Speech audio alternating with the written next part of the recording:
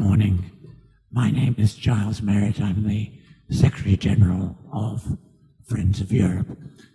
Before I go any further, I'd just like to say, in the 15 years since Friends of Europe was founded, I cannot recall a visiting speaker being spontaneously applauded before he opens his mouth. It's really very unusual, Mr. Secretary General, and I think, in fact, I'm sure that it is an indication of the admiration in which many people hold you for your work at the UN. It's a great honor for Friends of Europe to have you come here this morning. And honor is a two-way street today, because we wish, before you give your remarks, we wish to honor you by presenting you with this year's Friends of Europe Statesmanship Award, which we do really in recognition of the sterling work you've already been doing on the subject you're going to talk about today, what to do about climate change, how to combat it. And I think that that's one of the major planks of Friends of Europe's agenda, and it's clearly, I think, going to be the leitmotif of your own time in office at the United Nations. So without further ado, I think I'm going to pick up the award, I'm going to hand it to you, and then I'm going to give you the floor.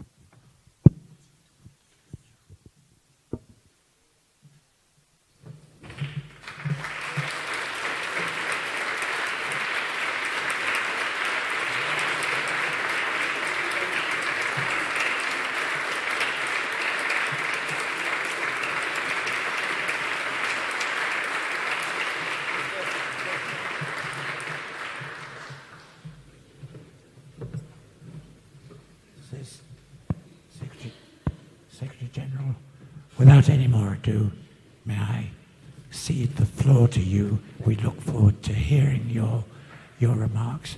When you've finished with your address, we have a number of questions, yes. Not only from the floor, but also from a number of young school students who are part of our Friends of Europe Debating Europe online debating system, where basically Friends of Europe is proud to be pioneers of debate of a think tank outside the walls of the think tank. So we'll go to that when we've heard your prepared address. Thank you very much. Thank you. Thank you, Mr. Merritt, Secretary General of Friends of Europe, Viscount Etienne d'Avignon, President of Friends of Europe, and Excellencies, members of the Diplomatic Corps, and distinguished guests, ladies and gentlemen. It's a great honor for me to be awarded this prize of the Friends of Europe. Europe and European Union is a very strong and most reliable partner of the United Nations. And I am honored to be given this recognition this morning. And first of all, I'd like to apologize sincerely for being late. You may blame some traffic jams, but you may not believe that there would be traffic jam because I have been well escorted by police, but it's purely on you should blame me, but I have been very busily engaging bilateral meetings, but all these leaders would not leave at the designated time. So I'm very sorry for that. But I'll try to be, I'm sort of quite a punctual person. I try to be quite diligent and disciplined, punctual, but today I'm 20 minutes late. Again, my sincere apologies. I really appreciate this opportunity to talk about one of the most important, or in a sense, most important, the most serious and urgent issues affecting humanity. That's climate change. And I've been speaking all the time, so climate change, even yesterday. Then I'm very happy to be given this sole opportunity for me. This is my monopoly of talking about climate change to informed, very influential group of people who are really committed to work to fight the climate change. All of us at the United Nations recognize this is an overarching challenge with implications for our entire agenda. And that is why we are trying to do so much in so many places, in so many ways, not only to sound the alarm, but to point the way towards solutions. Climate change has been at the top of priority of my mandate as a Secretary General, and it has become the top agenda of our global world. I'm therefore very grateful for the opportunity to address you today on where we stand and where we must go. As the Secretary General of the United Nations, I have to deal on a daily basis with the world's emergencies. That is why I traveled to Moscow and Kiev recently, heavily engaged in these Ukrainian situations. While I have been speaking about the importance of de-escalating the tensions and resolving this issue through peaceful means, through dialogue, I have never wasted my time in sending out strong messages to world leaders. Look, this Ukrainian situation, Central African Republic, South Sudan, and all these burning fires may be very serious and imminent, but we have to think about the global agendas, climate change, sustainable development. We have to help many people who are hungry and who are sick. While world leaders are focusing and their attention and time and energy have been all distracted and focused on Ukrainian situations, we should never lose our sight on these very important issues of climate change. Then I rushed to Greenland. There were some questions from our communication, particularly communication people, advisors. Look, SG, from Hague Nuclear Security Summit, and from Moscow and Kiev, you are going to Greenland. That does not seem to match with the current situation. But I said that this may be more important, more long-term issues, but we have to address in a very short-term and urgent, with a sense of urgency. So I really wanted to send the alarm bells standing on the Arctic ice in Greenland. The temperature was minus 30 degrees centigrade. It was very cold. And I almost got the frostbite in my feet because I was not well equipped at the time, careless. But in any way, it was a good. Syrian issue may be very important, very tragic, but we have to save a whole humanity and this planet Earth. That is why I'm always speaking about this one. My objective has been to impress on member states who have been focusing more on their domestic issues. I've been urging them that please, leaders, look beyond your national boundaries. This planet Earth and population, global population, they are suffering, and they will suffer tomorrow, if not today. That has been my consistent message.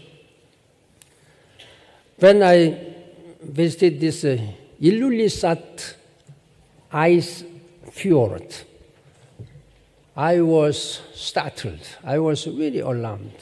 I have visited during the last 7 years Antarctica, North Pole, Iceland, and wherever and whenever there is a place where I could learn the impact of climate change.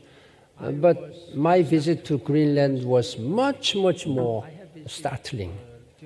This is the place where icebergs are melting fastest and icebergs are moving fastest in the world.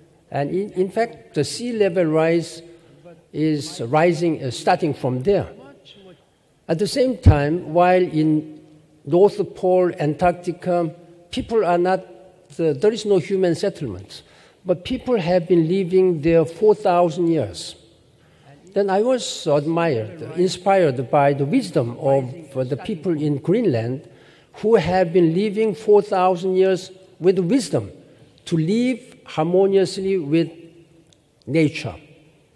They knew how to live harmoniously, not fighting against the nature. Now, their livelihoods, their jobs, their future is seriously threatened. This is the first time that they are threatened. Or we are losing our hunting ground, we are losing our fishing ground. So I really sent out a very strong message from there. In 2011, I visited the Kiribati, island Kiribati. I don't know how many people among you visited Kiribati. This is a small island, sinking island. The highest height, the highest point of this island is 3 meters high above sea level, 3 meters. So it's almost all the times underwater. The streets are always with the shallow water, depending upon moon. 3 meters, starting from 60 centimeters to 3 meters. When it comes 3 meters high sea tide, that means they are all the islands are underwater. Then I and my wife were given life jacket in my hotel. Normally, life jacket is given when you fly airplanes, but in a hotel I was given life jacket. Of course, I didn't use it, but in any way, this is a real life. This island is sinking, may disappear from our map. That's why the President Tong of this country is now negotiating to buy land in Fiji to emigrate all of their people. And Australia and New Zealand had offered this environmental refugee status to this. This is a real story, a real story. Then I visited last year Sahel and elsewhere. From all these places, I really wanted to show to the world that, look, please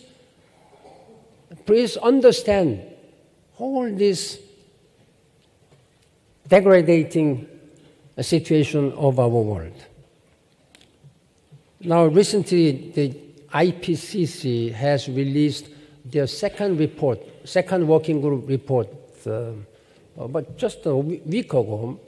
They made it quite clear again that this is caused by human behavior and is impacting all of us, and impact is consequential, and there is no doubt about that. It emphasized that the effects of climate change are already widespread, consequential, from the tropics to the poles, from small islands to large continents, and from the poorest countries to the wealthiest. It says that climate change has already affected agriculture, human health, ecosystems on land and in the oceans.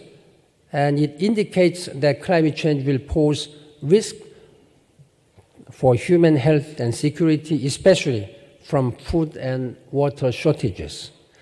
In many cases, it will act as a threat multiplier, turning problems into crises and reducing options for solutions.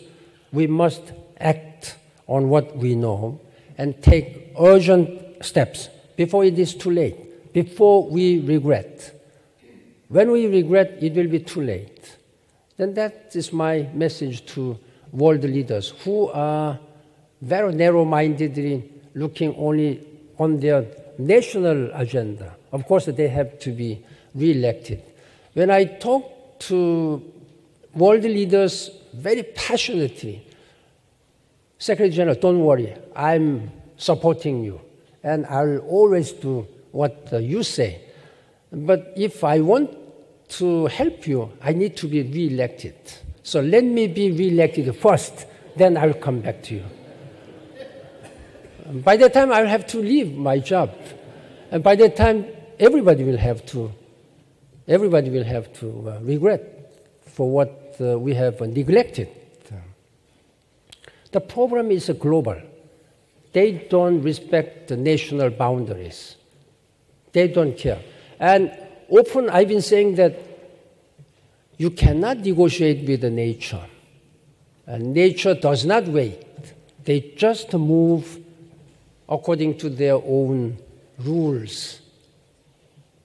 So it is a human being, it is we who have to catch and who have to do what we have to do. Now, here is my prescriptions for action. First, we need a meaningful, robust, universal legal climate agreement by 2015. This will have to be done in Europe, more specifically in Paris next year. I have been speaking with the President Hollande, and he is very much committed. But the France cannot do alone, and UN cannot do alone. All the countries should do that. We need transformative collective action to reduce greenhouse gas emissions so that we can limit the global temperature rise within 2 degrees. And there are many island countries who are arguing that it should be reduced to 1.5 degrees.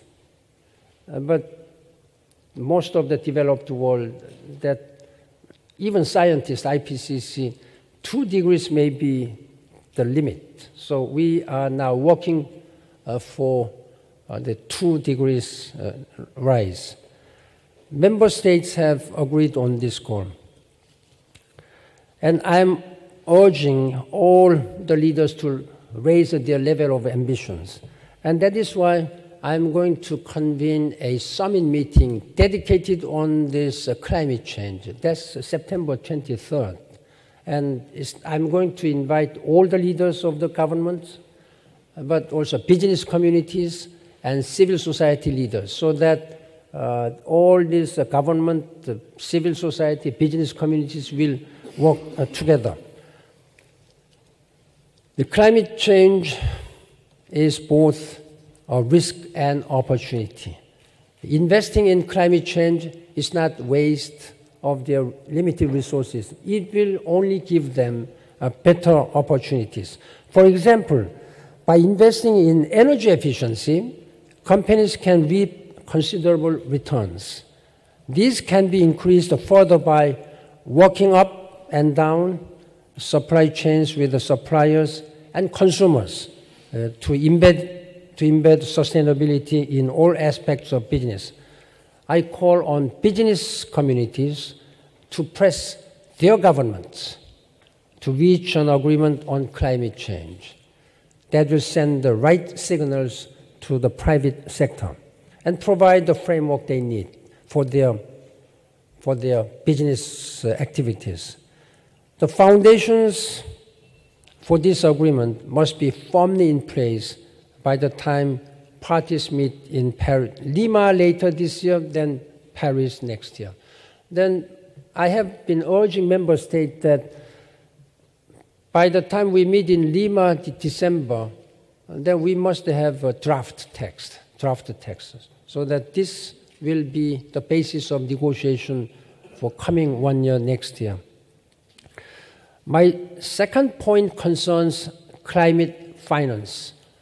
Without finance and technology transfer, this cannot be done. There are many developing world who do not have any capacity to do. They know that they have to do.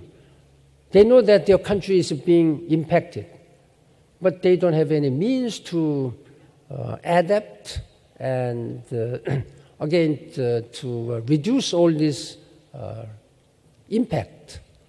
So mitigate and adapt. Mitigation and adaptation is crucial. And then we have to provide the financing. In 2009 in Copenhagen, the leaders of OECD, they have agreed to mobilize $100 billion by 2020. Then from 2020, every year, thereafter every year, to provide $100 billion. But we have not yet, we mobilized on $30 billion by the end of 2012. And they have established this Green Climate Fund. Green Climate Fund. This secretariat is established to mobilize this $100 billion, but this Green Climate Fund is an empty shell. It's completely empty, even after this secretariat is established. I know that the countries are still suffering and still struggling to overcome this financial crisis, particularly European countries, but we really need to have a generous support with long-term foresight. Third prescription, we should work towards a realistic price on carbon that reflects the real environmental cost of the fossil fuel economy. This can also help spur much-needed incentives for investment in clean energy and energy efficiency. Now, that's why I have, again, launched Sustainable Energy for All initiative. And I'm asking business communities, please invest your money. Reducing the dependency rate on fossil fuel economy, business, and do more, invest more on renewable energy. By doing that, we can use all limited resources to much more productive way. Simply by cutting global fuel subsidies again, which amounts to $500 billion a year, we could prompt a 5% drop in emissions by 2020. Let us summon in all these three prescriptions political will to act on these and other high-impact initiatives. Now, let me go to a fourth point. Our motto should be to adopt and adapt. Let us adopt solutions that will work fastest and best. And let us adapt them and scale them up wherever and whenever we can. Europe has much to offer, from renewable energy to energy efficiency, from climate-smart agriculture to integrated water resources management, from sustainable transport to cleaner cities. The world's 100 largest cities contribute nearly 70% of greenhouse gas emissions. On this point, that's why I have appointed former New York Mayor Michael Bloomberg as one of my special envoys on climate change and cities. Ladies and gentlemen, as we seek determined steps in these four areas, we must also clear up misconceptions about climate change. I often hear that climate change and sustainable development are two separate agendas, but they are within the same. Sustainable energy means addressing climate change. When you address climate change, it helps sustainable energy. Let me emphasize climate action is action for sustainable development. Let me give an example. Some climate pollutants, such as black carbon, are not just a major cause of climate change. They are a threat to our health. According to WHO, Air pollution is now world's largest single environmental health risk. Some 7 million people a year die from household and ambient air pollution. By reducing black carbon emissions from heavy-duty diesel vehicles and engines, developing countries can cut harmful emissions while creating cleaner air in their cities. And by promoting the use of clean cook stoves, people who depend on wood, charcoal, and kerosene can breathe more safely in their own homes. I urge Europe to support the New Climate and Clean Air Coalition that aims to address these damaging and deadly pollutants. Another example of climate action that advances development is the work being done under the United Nations REDD programs. This is reduce emissions from deforestation and land degradation, forest degradation in developing countries. Deforestation and forest degradation are major contributors to greenhouse gas emissions. I visited myself Brazil, and I have seen all rainforests being cut, and Indonesia, and everywhere. I have been visiting and saw myself the impact of these forest degradations. By protecting and sustainably managing our forests, we can mitigate climate change, protect valuable biological diversity, and provide a development opportunity to some 1.6 billion people. Third example is energy. As I said, the Sustainable Energy for All initiative has 3 goals. The first, we have to provide access to electricity to all 7 billion people by 2030. By 2030, the population may grow 8 billion, whatever the number will be. Our aim is there will be nobody who will be living in darkness after sunset. So everybody will have electricity. Second one is we have to double the energy efficiency rate. There is a lot of loss and waste of our energy. And please be conscious about saving electricity and energy. Third, renewable energy. We have to at least double the use of renewable energy in global energy mix. In that regard, the European Union has announced last June, together with me and the World Bank President in Davos Forum, the President Barroso of the European Commission has announced, look, European Union will reduce 40% of greenhouse gas emissions by 2030 and raise the level of rate of renewable energy to 27%.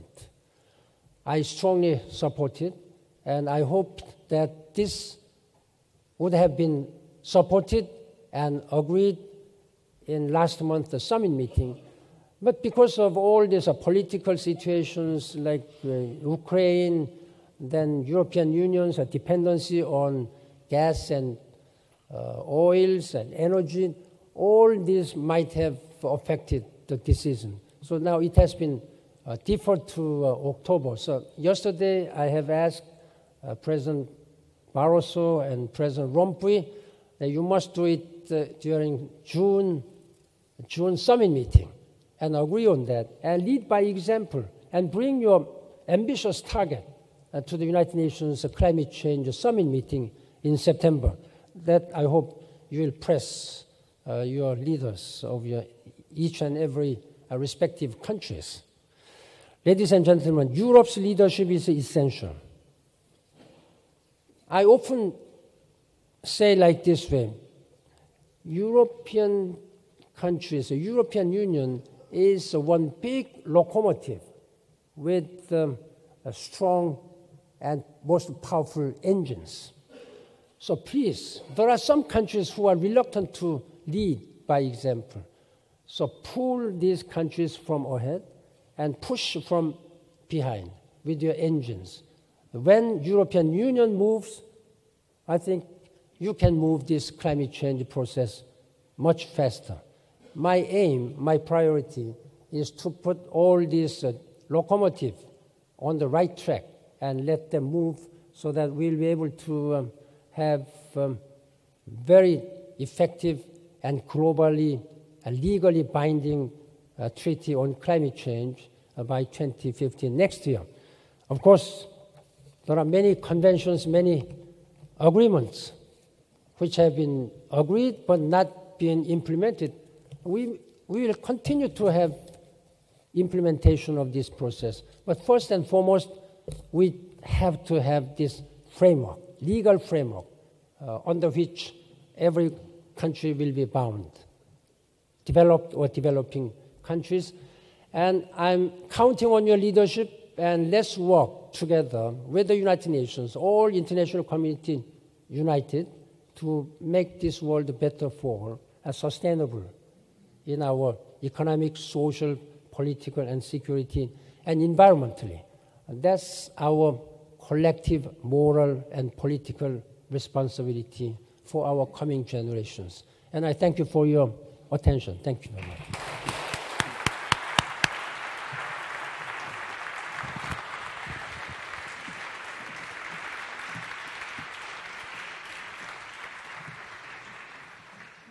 Mr. Secretary General, thank you very much for important and a thought-provoking picture of where we are and where we have to go.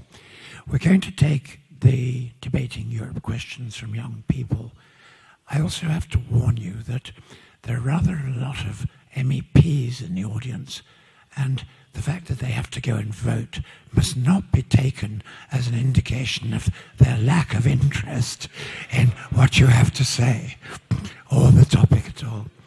But let us go now to the Debating Europe, young people who I think are posing questions that have an alarming straightforwardness. I mean, many of the questions that people in the climate change debate pose are very technical and in a way allow one to almost lose sight of the scale of the problem. I think you'll find that some of these young people have put their finger very much on the seriousness of the problem.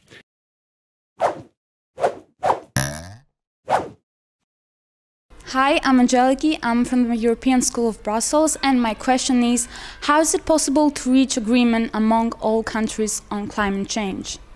Hello, Mr. Ban Ki-moon. My name is Christian Gosby, and I'm from Business Academy Aarhus. And my question to you is, if you were 20 years old and had to take some kind of environmental initiatives, what would they be? Dear Ban Ki-moon, I'm Tony from Finland. What do you have to say to the people who are skeptics when it comes to climate change? It's on, Secretary General, yep. Yes, I'll try to answer briefly, because some of you seem to be very much engaged with the other appointment. I also have my appointment with the President of Parliament here. First of all, how is it possible to reach an agreement? Member states have agreed. Let's agree to agree by December 2015. That's their promise, global promise, which was reaffirmed and reaffirmed and reaffirmed for 3 years consecutively. So they have a duty. They have obligation to agree. I am encouraged that they have a firm agreement that they will agree and adopt this agreement by 2015. Then I hope the member state will honor. That is why I'm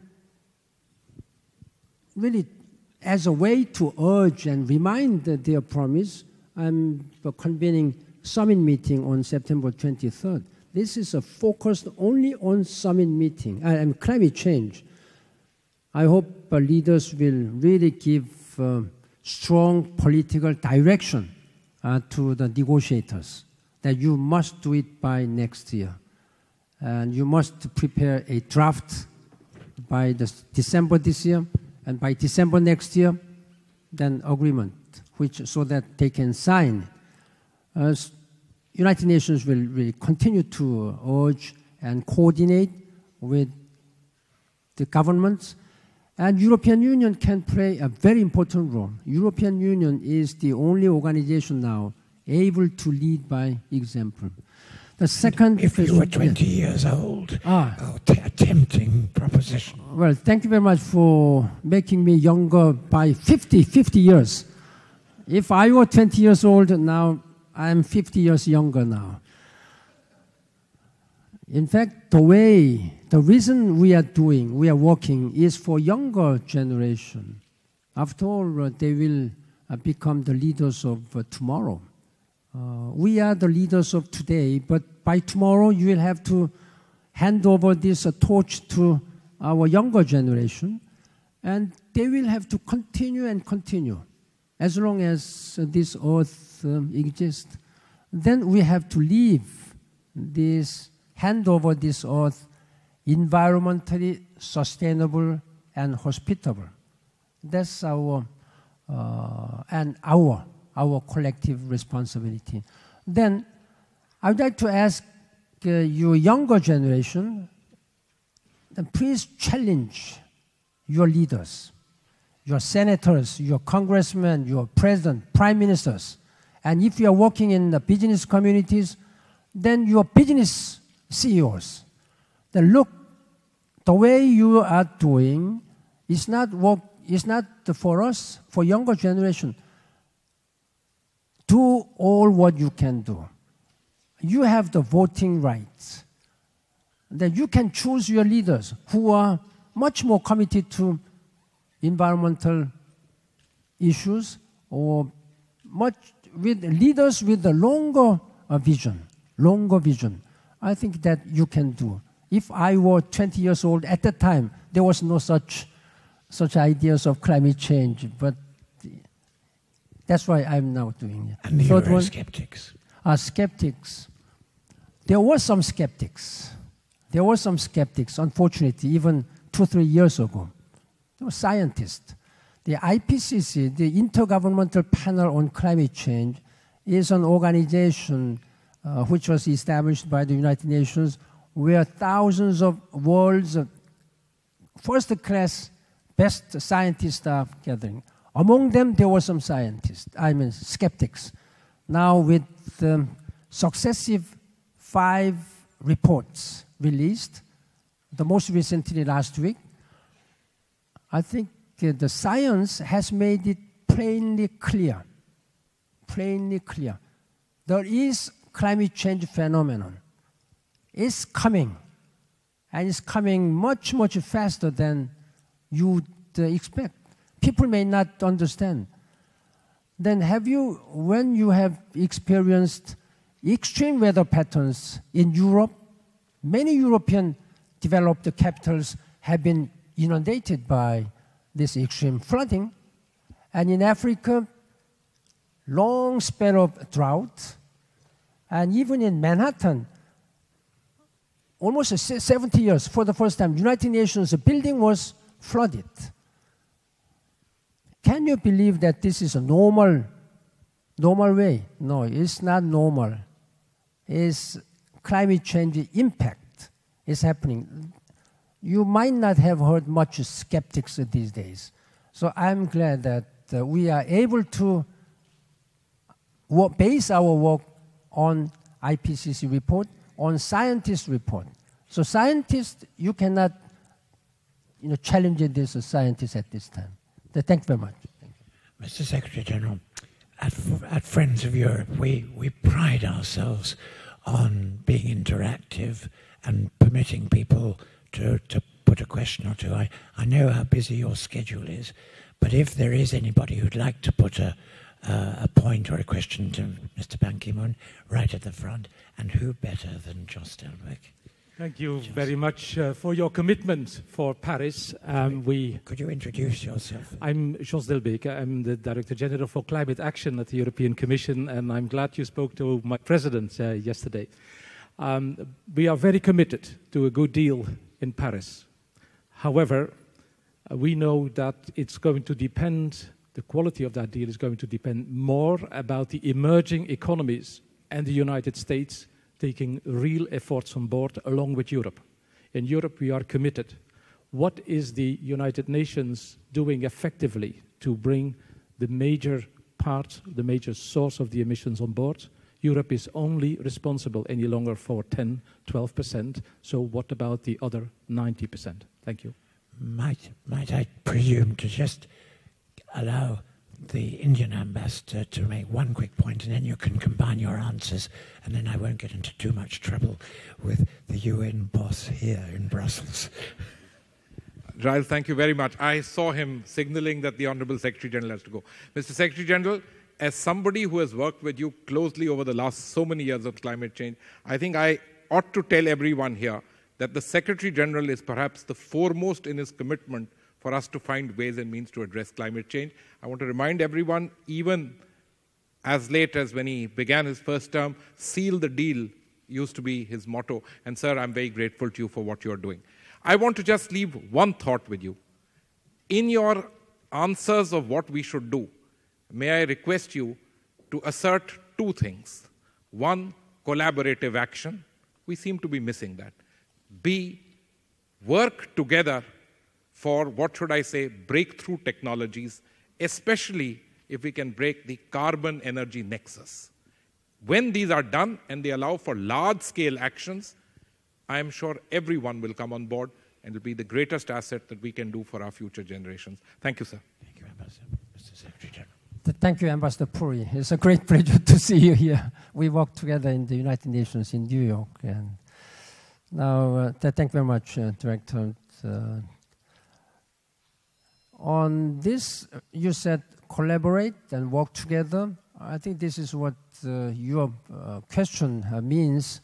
It's important that there are some key actors who can make this happen, while I believe that it should be the work of all the countries in the world. But among them, there are some key countries who can make this happen, much help happen. This is the United States, China, and as you say, emerging countries. India is Ambassador Puri's countries, and Brazil and South Africa, and all these emerging economies where the industrialization has been rapidly, growing. Because of that, a lot of greenhouse gas emissions have been produced. Now, China has surpassed that of United States and Europe, any European countries. So they have a common responsibilities. So everybody has a common responsibility, whether you are rich or poor. But at the same time, there should be some differentiated understandings, The reason why this happened is largely caused by a developed world during the last 200 years. But most recently, maybe 100 years, rapidly greenhouse gas increased.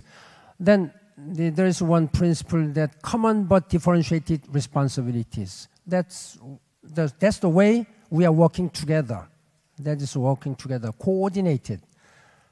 There are some tendency that looking other countries do first.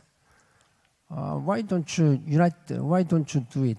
U.S. you should do first. U.S. looking to what China, why don't you do it first? Now, I'm glad that the U.S. and China, they are working together, understanding the seriousness and urgency. Last year, President Obama and President Xi Jinping signed this HF3 agreement. That is quite encouraging one. But we have to do more on a more this legal structured way. That is why we are working for agreement. Now, Ambassador Puri just said, seal the deal. That has been my motto. Let us seal the deal. Then that didn't work. Then member states have agreed now, let us seal the deal. Now I'm much better position to remind the member states, you said seal the deal. The member states have agreed, then you have to seal the deal by next year. Then I hope that emerging countries and developed world, OECD countries and emerging countries should work together. That's the best way. I really thank you very much for your attention. Thank you. Thank you.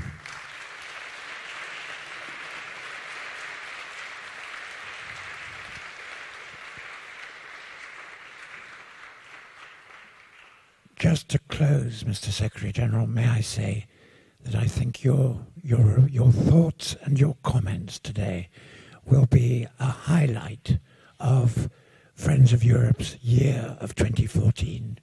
Thank you very much indeed for coming. All the best. Thank you, Mr. Mayor. About the importance of de-escalating the tensions and resolving this issue through peaceful means, through dialogue. I have never wasted my time in sending out strong messages to world leaders. Look, this Ukrainian situation, Central African Republic, South Sudan, and all these burning fires may be very serious and imminent, but we have to think about the global agendas, climate change, sustainable development. We have to help many people who are hungry and who are sick. While world leaders are focusing and their attention and time and energy have been all distracted and focused on Ukrainian situations, we should never lose our sight on these very important issues of climate change. Then I rushed to Greenland. There were some questions from our communication, particularly communication people, advisors. Look, SG, from Hague Nuclear Security Summit, and from Moscow and Kiev, you are going to Greenland. That does not seem to match with the current situation. But I said that this may be more important, more long-term issues, but we have to address in a very short-term and urgent, with a sense of urgency. Thank you, Mr. Merritt, Secretary General of Friends of Europe, Viscount Etienne Davignon, President of Friends of Europe, and Excellencies, members of the Diplomatic Corps, and distinguished guests, ladies and gentlemen. It's a great honor for me to be awarded this prize of the Friends of Europe. Europe and European Union is a very strong and most reliable partner of the United Nations. And I'm honored to be given this recognition this morning. And first of all, I'd like to apologize sincerely for being late. You may blame some traffic jams, but you may not believe that there would be traffic jam because I have been well escorted by police, but it's purely on you should blame me, but I have been very busily engaging bilateral meetings, but all these leaders would not leave at the designated time. So I'm very sorry for that.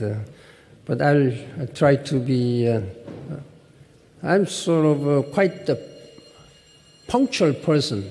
I try to be quite diligent and disciplined, punctual, but today I'm 20 minutes late. Again, my sincere apologies. I really appreciate this opportunity to talk about one of the major planks of Friends of Europe's agenda, and it's clearly, I think, going to be the the leitmotif of your own time in office at the United Nations. So without further ado, I think I'm going to pick up the award, I'm going to hand it to you, and then I'm going to give you the floor.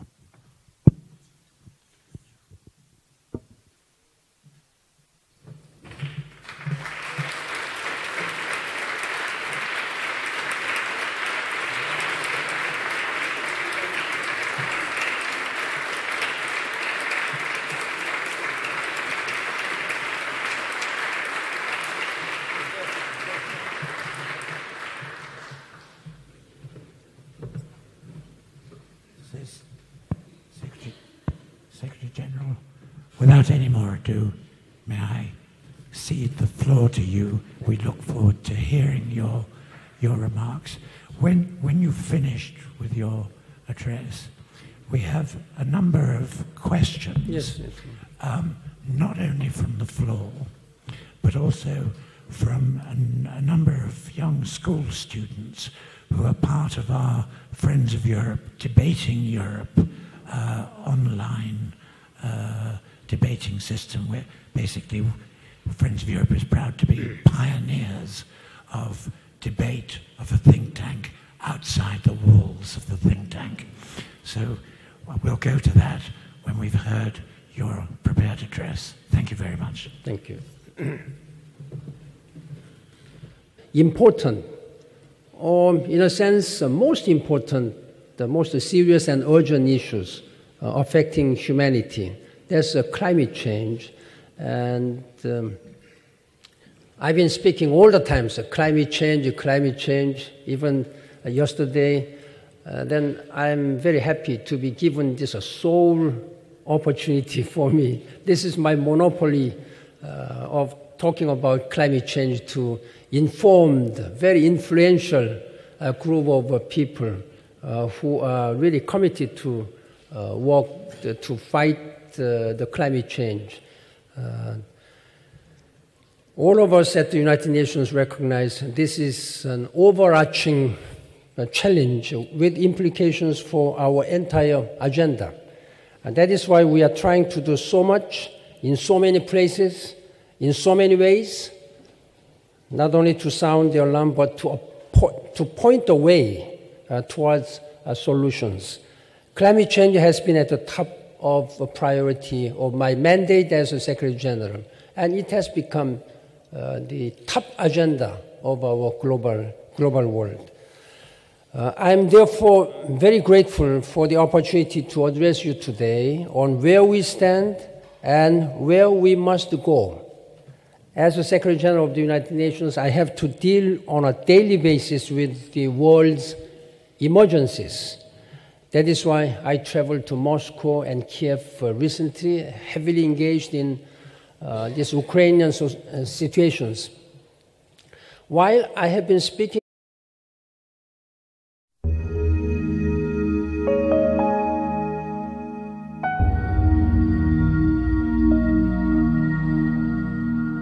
Ladies and gentlemen, good morning. My name is Giles Merritt. I'm the Secretary General of Friends of Europe. Before I go any further, I'd just like to say, in the 15 years since Friends of Europe was founded, I cannot recall a visiting speaker being spontaneously applauded before he opens his mouth.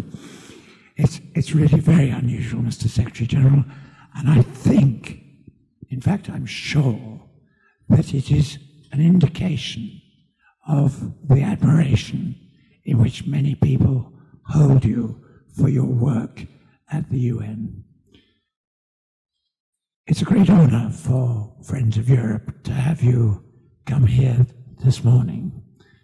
And honor is a two-way street today, because we wish, before you give your remarks, we wish to honor you by presenting you with this year's Friends of Europe Statesmanship Award, which we do really in recognition of the sterling work you've already been doing on the subject you're going to talk about today, what to do about climate change, how to combat it.